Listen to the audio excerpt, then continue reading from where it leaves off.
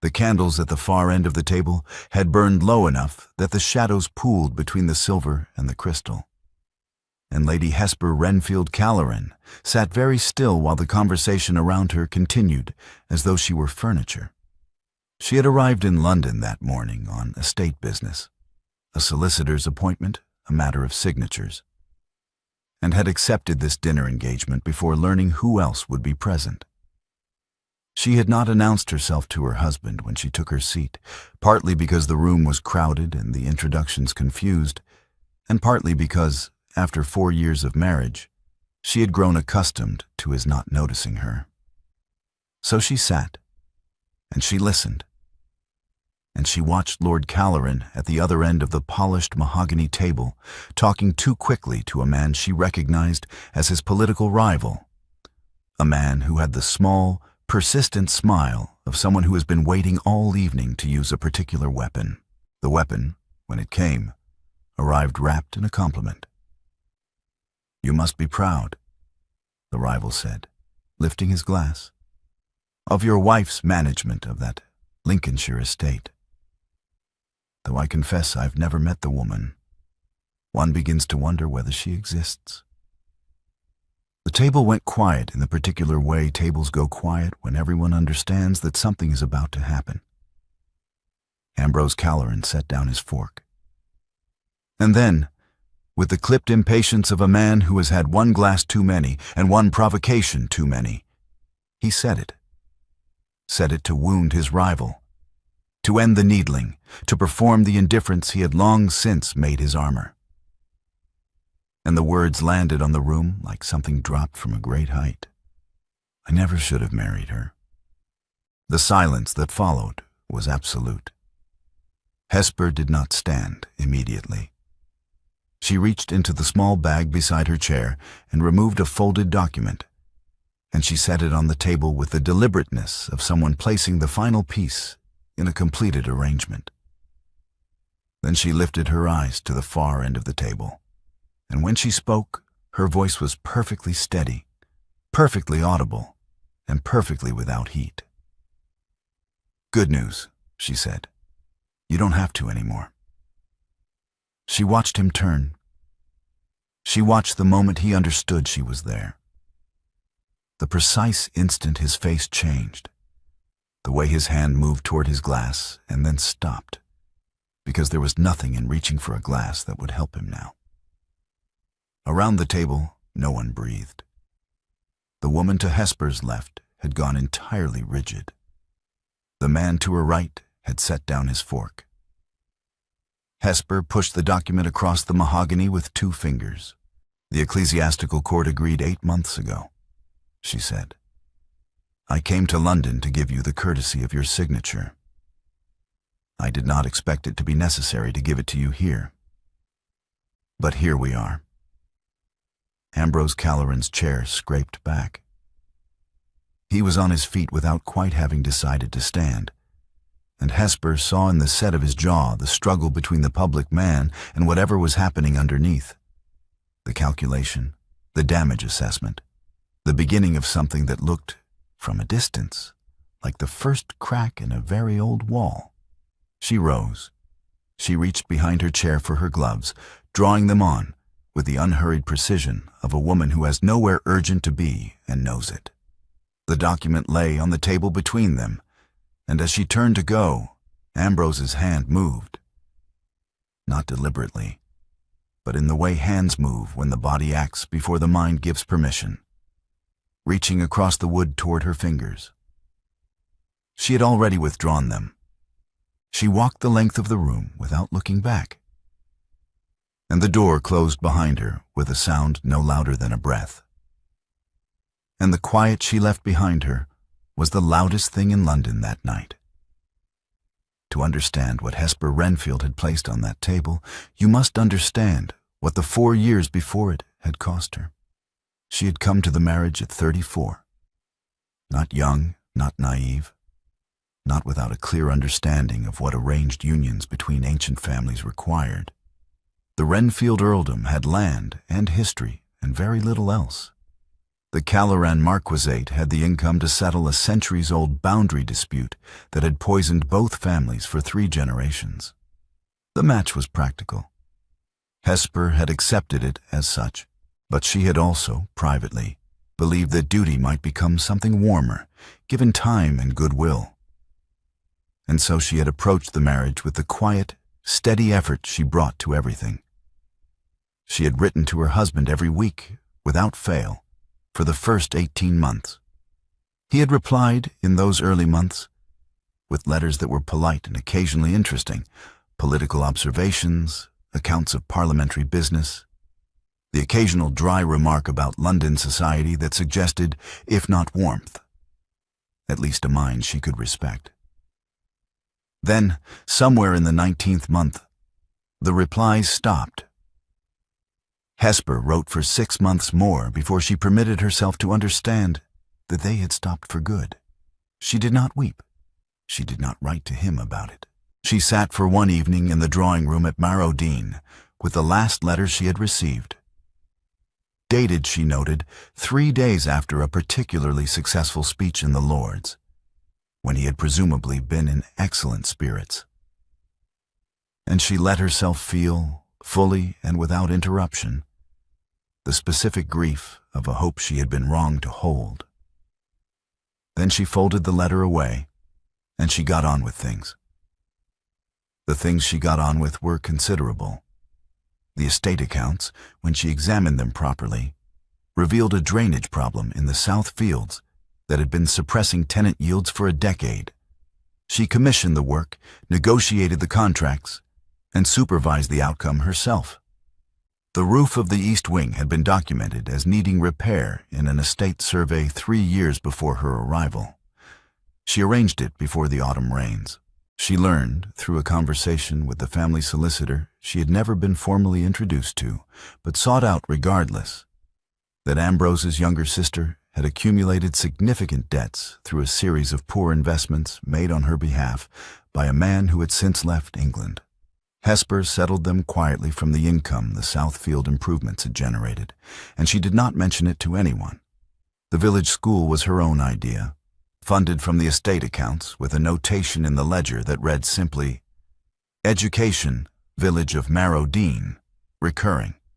She had never discussed it with Ambrose because there had been no correspondence in which to discuss it.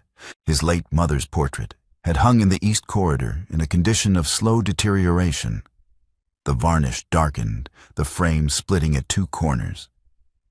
And Hesper had found, in the housekeeper's reminiscences, that the late Marchioness had been a woman of considerable warmth, who had hung the portrait herself in the position of honor above the great hall fireplace, and that Ambrose's father had moved it, after her death, to somewhere less visible, and that no one had moved it back. Hesper sent it to a restorer in York. She chose the frame herself. None of this appeared in any letter she sent him, because after the 24th month she had stopped sending letters. But she had kept copies of all 412 she had written in a locked drawer of the library writing desk, because she had understood, with the practical clarity that was her particular gift, that she might one day need them. She filed the ecclesiastical petition 8 months before the dinner, on a single legal ground: abandonment of correspondence and conjugal residence, documented across those 412 copied letters in her own hand. The court had reviewed them, had noted the dates and the cessation of replies, and had agreed. On the morning of the dinner, she had sat in a London solicitor's office and confirmed that the documents were in order. She had then proceeded to the engagement she had already accepted, before learning that Lord Calloran would be present, because she saw no reason why his attendance at a dinner should alter her plans. She had not expected to give him the papers across a dinner table in front of 20 witnesses. But she had, as always, adapted. 3 days after the dinner, the story had appeared in 3 London papers.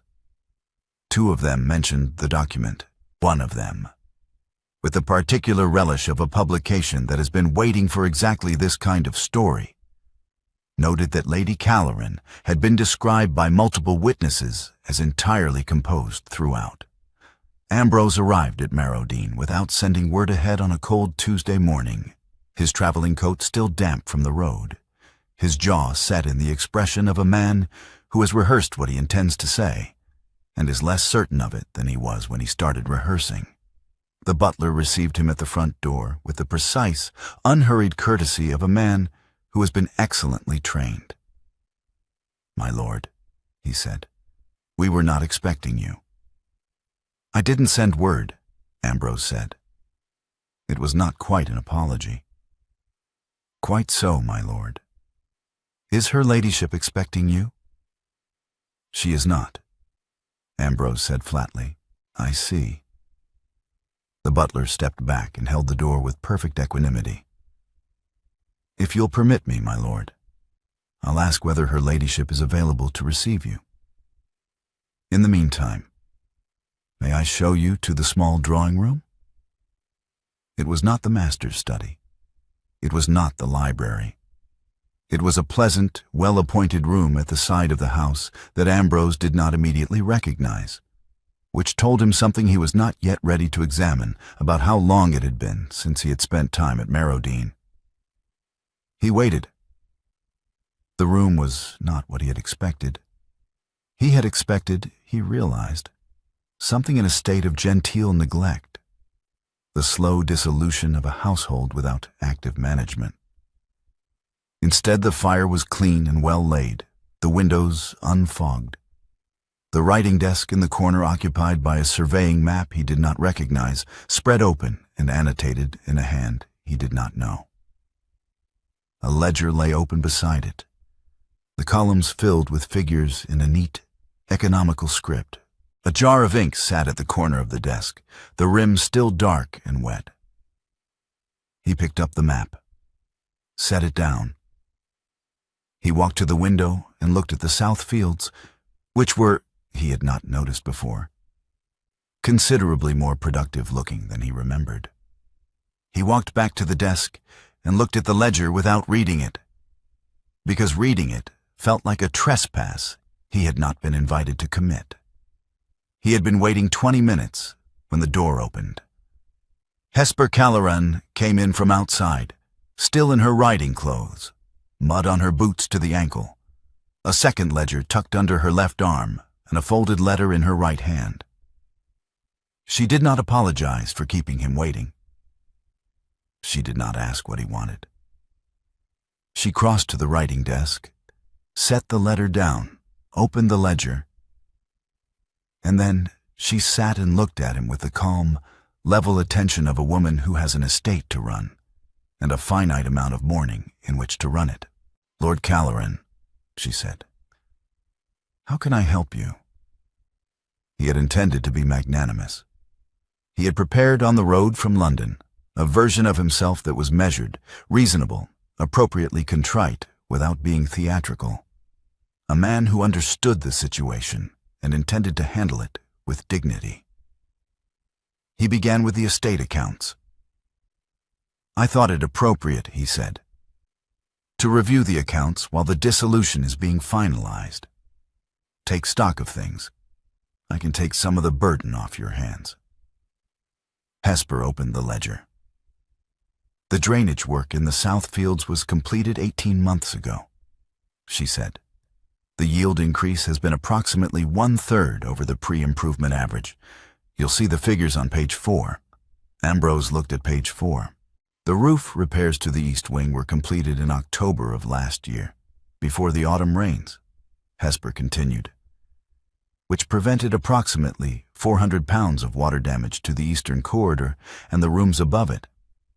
Page 7 covers the contractor costs and the materials." "I wasn't aware," Ambrose began. "Page 12, Hesper said, "covers the settlement of the outstanding debt held against your sister by her late investment advisor's firm. That was cleared 18 months ago from the Southfield income." There was a pause. "My sister had debts?" Ambrose said. "She did. She doesn't now." Hesper turned a page. I should note that I did not inform her of the source of the settlement. I thought it more dignified for her to believe the firm had reviewed the matter and found it unenforceable. If you would prefer I tell her otherwise, I'm happy to do so. Ambrose was on his feet. He had not intended to stand, but he was standing. And the map on the writing desk was suddenly extremely interesting to look at because it required him to look at something that was not her face. "You should have told me," he said. "About the debts, about all of it. You should have written to me." The pause that followed lasted perhaps 4 seconds. "I wrote you 412 letters," Hesper said. She said it with the same tone she had used for the drainage figures, precise, unhurried, factual.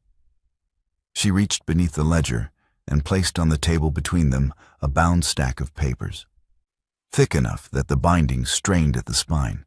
She did not open it. "I kept copies," she said. "The court required documentation. They are arranged by date. The earliest is from the 7th week of our marriage." Ambrose looked at the stack of papers. He did not touch it. "I didn't," he began. "I know you didn't," Hesper said. "That is what the court found." She closed the ledger and stood, and the matter of the accounts, it appeared, was settled. He asked to walk the estate. It was not quite a question, but Hesper answered it as one. "Of course," she said, and she picked up the ledger and led the way out. She walked him through it, as she would walk any interested party through a property she was responsible for, noting the drainage channels, the repaired fencing along the east boundary, the improved access road to the North Tenant Farms. She pointed out each improvement with the same even delivery she had used in the drawing room.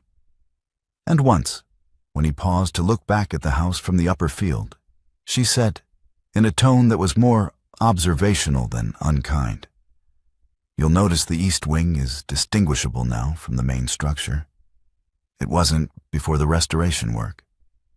The stonework had deteriorated to the point where the two blended." She paused.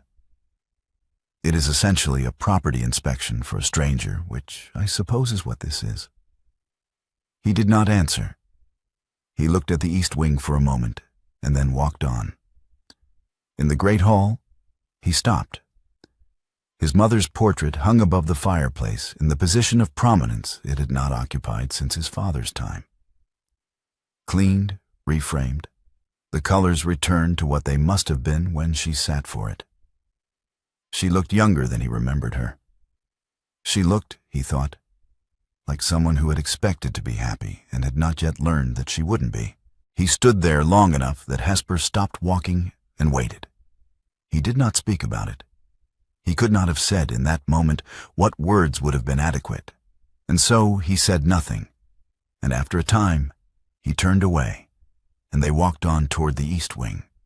The restoration work was 3/4 complete, new plasterwork in the corridor, the window frames rebuilt, the floors relaid where the damp had got beneath them. It smelled of lime and fresh timber and the particular clean cold of a room that has been recently opened to air. Hesper was explaining the timeline for the remaining work when the storm broke.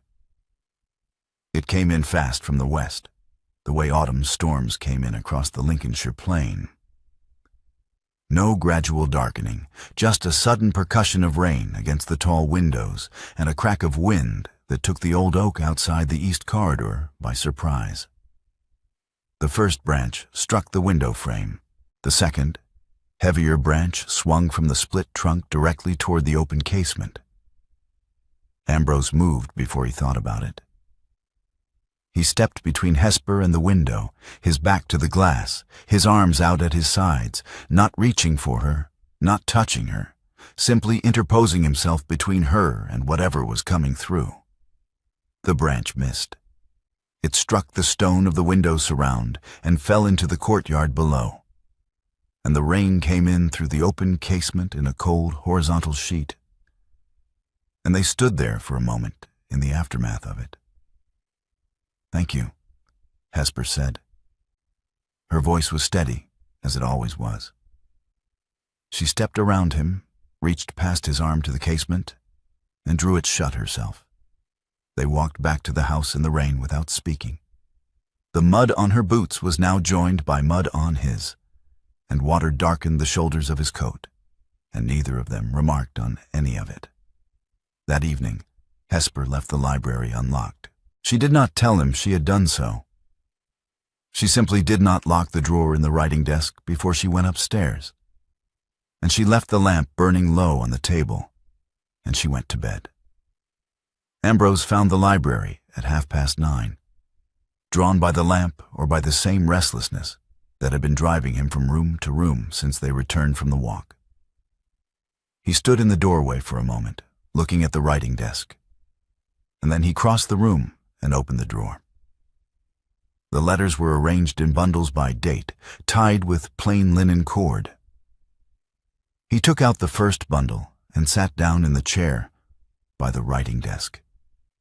He read the first letter, which was dated 6 weeks after their wedding and described in careful, intelligent detail the first estate accounts meeting she had attended on his behalf, the questions she had asked, the answers she had received, and her preliminary observations about the Southfield drainage problem.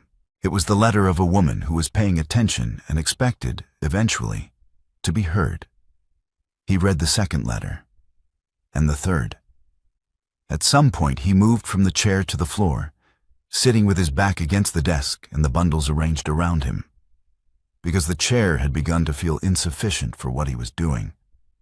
He did not light a second candle when the first burned down, and continued reading by the firelight, because stopping to find a candle felt like an interruption he was not willing to make. The letters were not what he had braced himself for. He had expected accusation, or grief, or the slow accumulation of reproach. What he found instead was a record of a life, specific, attentive, and entirely real. She wrote about the tenants by name. She wrote about the village school she was planning, the costs, the arguments she had made to the local committee, the morning she had stood in the empty lot where the building would go and tried to imagine what it would look like, full of children.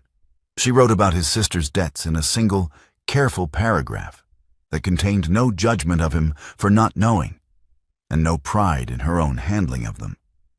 She wrote about the portrait restorer in York, what the man had said about the original pigments, how long the work would take, where she intended to rehang it. He read straight through the night, bundle by bundle, and did not stop. The last letter was dated 14 months ago. It was shorter than the others, a single page written in the evening, in a hand that was slightly less controlled than usual, as though written quickly or in poor light. It described a conversation with a child from the village, who had come to ask whether the lord of the manor would be attending the harvest festival that year. Hesper wrote that she had told the child yes. She wrote that she had then sat with that lie for the rest of the afternoon, unable to determine whether it was kinder to the child or to herself, and that she had concluded, finally, that it was neither, and that she would not make it again. The letter ended there. There was no closing sentiment, just the date and her signature, and then nothing. The stillness of a drawer that had held these pages for 14 months without being opened. Ambrose sat on the floor of the library with the last letter in his hands for a long time after the clock struck 4. The fire had burned to embers. Outside, the rain had stopped, and the world held the particular quiet of early morning before anything has begun. He did not move when the library door opened at first light. He heard it, the quiet turn of the handle, the soft hinge, and he knew, without looking up, that it was Hesper. He heard her stop. He heard, in the quality of the stillness that followed, the moment she understood what she was seeing. Then the door closed again, as quietly as it had opened, and she was gone. Over the 3 days that followed, Ambrose made his offers.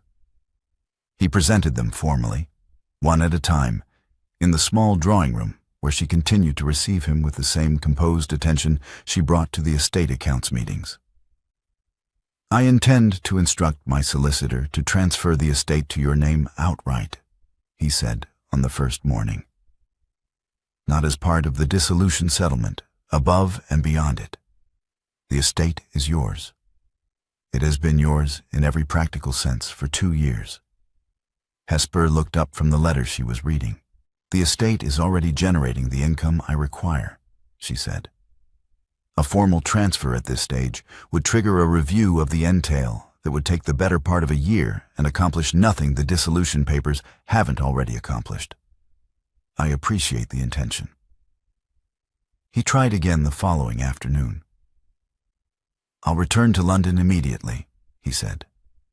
"My presence here is...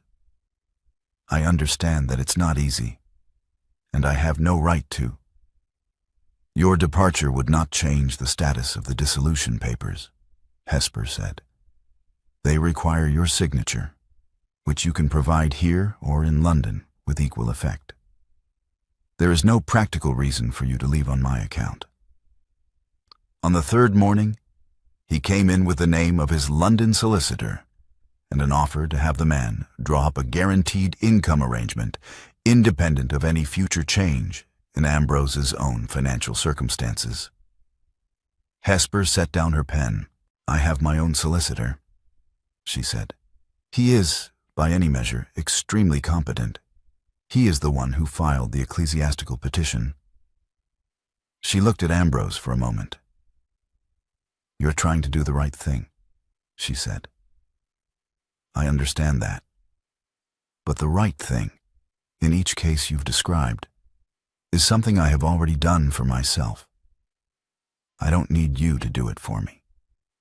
And I don't think it would make you feel better, even if I let you." He had no answer to that.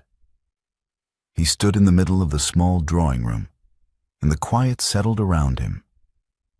And for the first time in 4 days, he had nothing left to offer and no formal posture to retreat to. He was still standing there when the knock came at the front door, not the butler's measured footfall, but a rapid, urgent knock that brought the housekeeper at a near run. The message was from the village. The young daughter of the schoolmaster's assistant had developed a fever that had not broken in 2 days, and the nearest physician was 12 miles out along the Grantham Road, and the child was not improving. Hesper read the note aloud. She had not finished the last sentence when Ambrose walked past her, out of the drawing room and down the hall and through the door to the stable yard.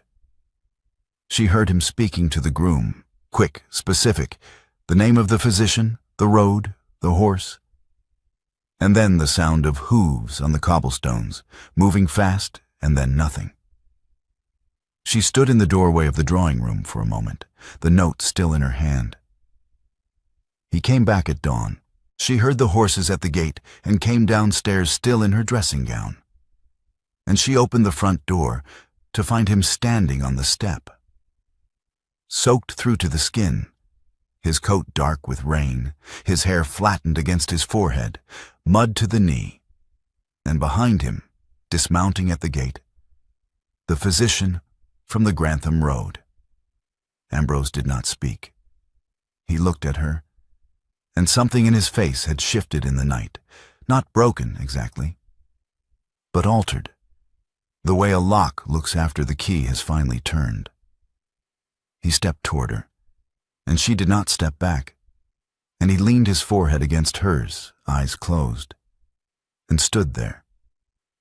They stood like that for the length of a breath, or perhaps 2, until the physician's horse came through the gate with the clatter of iron on wet stone, and they separated. And Hesper directed the physician inside, and the morning began. After the fever night, something changed in how Ambrose moved through Marrowdean. He stopped making offers. He stopped arriving at the small drawing room with prepared speeches and formal gestures. Instead, he simply appeared in the places where the estate's work was happening, and he made himself useful without claiming authority over any of it. He was in the stable at 6 on Thursday morning when the farrier came, and he held the mare's head and passed the tools without being asked, and he learned the farrier's name, Thomas Birch, who had been shoeing Marrowdean horses for 11 years, by the simple method of asking him. He sat across from Hesper's estate manager at the weekly accounts meeting on Friday, in the chair that was not at the head of the table, and he listened and asked questions and did not suggest corrections. He learned the names of the tenant farmers by asking the housekeeper, Mrs. Alderton, privately, over a cup of tea in the servants' hall on the Saturday morning. And Mrs. Alderton, who had been at Marrowdean for 19 years and was not a woman who gave her warmth carelessly, told him the names and the family histories and the particular difficulties of each holding, and he listened to all of it. On Sunday afternoon, Hesper was on the upper step-ladder in the library, reaching for a bound volume on the highest shelf, a land survey from 1743 that she needed for a boundary question the estate manager had raised. The book was 2 inches beyond her reach, and she was stretching for it when Ambrose passed the open door. He came in without being invited. He crossed the room to the base of the ladder and reached up and steadied her elbow with one hand, not gripping, just present. A point of contact that kept the ladder from swaying as she stretched. She reached the book. She came down 3 rungs before she stepped off the ladder, and for the 2 seconds it took her to descend those rungs, his hand remained at her elbow, and she was aware of every one of those seconds in the way you are aware of something you have been waiting for without knowing you were waiting. Neither of them said anything about it. In the estate garden that afternoon, Hesper found herself standing beside Mrs. Alderton at the kitchen garden wall, watching the last of the autumn roses, and she said, not planning to say it, simply finding it in her mouth when she opened it, "I don't know whether I'm willing to choose a marriage, any marriage. I thought I did know, and now I find that I don't." Mrs. Alderton, who had seen a great deal in 19 years, looked at the roses for a moment before she answered. "You don't have to know today, my lady," she said. 2 days later, Hesper learned from the schoolmaster that Lord Calloran had visited the village school on Monday morning, had come alone without telling her, had sat in the back of the classroom for an hour, had spoken with the teacher about the curriculum, and had left a donation for new reading primers. The child with the fever, the schoolmaster reported, had recovered. She was back in her seat in the 3rd row. Hesper stood in the doorway of the school after the schoolmaster had gone back inside, looking at the building she had funded and built and never shown to her husband. And she stood there for a while, without thinking about anything in particular. The solicitor arrived from London on a Wednesday morning with a leather case, and the brisk, careful manner of a man who has been given specific instructions and intends to follow them precisely. Ambrose received him in the estate study, the master's study, which he had been using since the 3rd day of his stay, because Hesper had told him without ceremony that the room was his and she had never used it herself. The papers were spread on the desk. The solicitor reviewed them, confirmed the particulars, and Ambrose signed them with witnesses present. The solicitor, the estate manager, and Mrs. Alderton, who had been asked to attend and whose expression throughout the proceedings was entirely unreadable. Hesper was not asked to be there. Ambrose had not asked her. When the solicitor had gone, Ambrose sat alone in the study for a time. Then he picked up the executed documents, folded them into their envelope, and walked out of the house.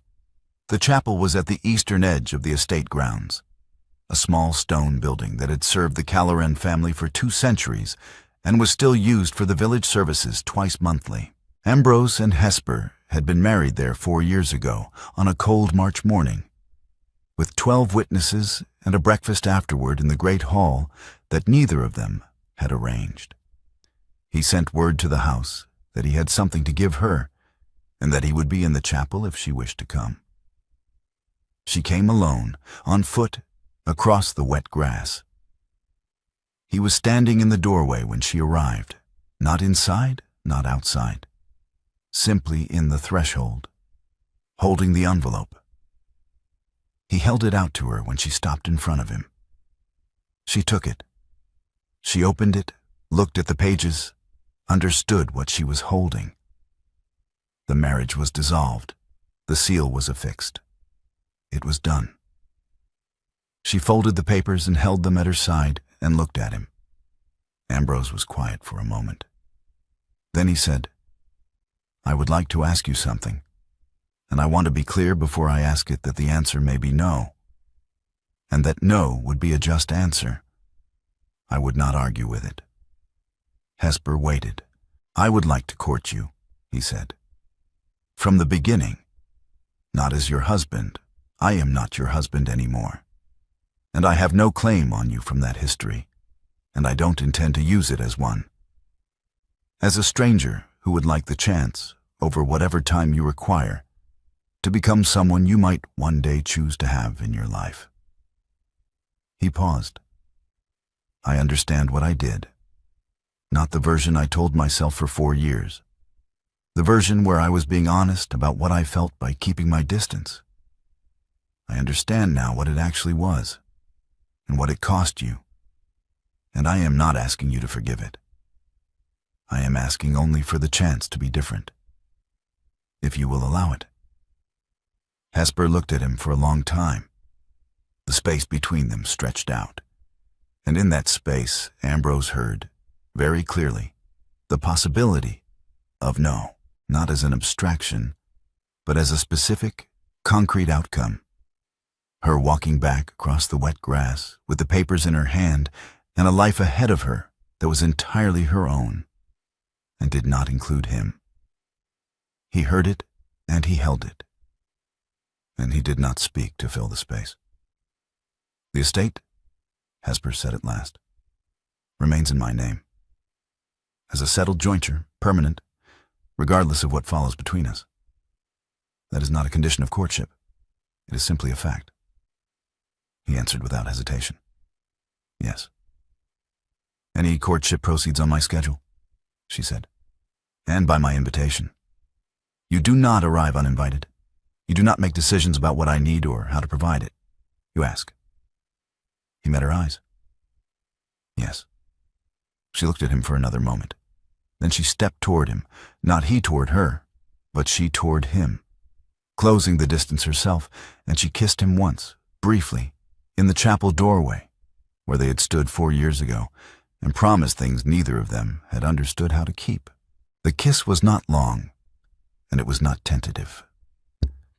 And when she stepped back, she looked at him with an expression that was not quite a smile, but was something in the neighborhood of one. The look of a woman who has made a decision she has thought through carefully and finds, on reflection, that she stands behind it. "I'll see you tomorrow," she said. "Send word first." She walked back to the house across the wet grass, the dissolution papers under her arm, and she did not look back, and Ambrose stood in the chapel doorway and watched her go. That evening, in the room he had taken at the village inn, because he had understood, without being told, that the house at Marrowdean was not where he should sleep that night. Ambrose sat at the writing desk for a long time before he picked up the pen. He had never written her a letter. In 4 years of marriage, across 412 letters she had written to him, he had replied perhaps 20 times, and not at all in the last 2.5 years. He sat with that fact for a moment, not as a cause for self-recrimination, which would have been self-indulgent and beside the point, but simply as information about the distance between where he had been and where he was now. He picked up the pen and he wrote. He wrote about the south fields, which he had walked again that afternoon after leaving the chapel, and what they looked like in the late autumn light. The particular quality of the drained land, the way the soil lay differently from the untreated fields to the north, the evidence of work that had changed something real in the ground. He wrote about the schoolmaster, whom he had spoken with again on the way back from the chapel, and what the man had said about the reading primers, that the children were already through the first set and would need a second before Christmas. He wrote about the portrait in the great hall, and what it had been to see his mother's face returned to a version of herself he had almost forgotten, and that he intended to write to the restorer in York to thank him, and that he thought his mother would have liked Hesper, which was a thing he had not permitted himself to think before, and found, now that he had, that he believed it completely. He wrote for an hour. He sealed the letter and gave it to the innkeeper's boy to carry to the house. Hesper received it at 9 o'clock at the library table by candlelight.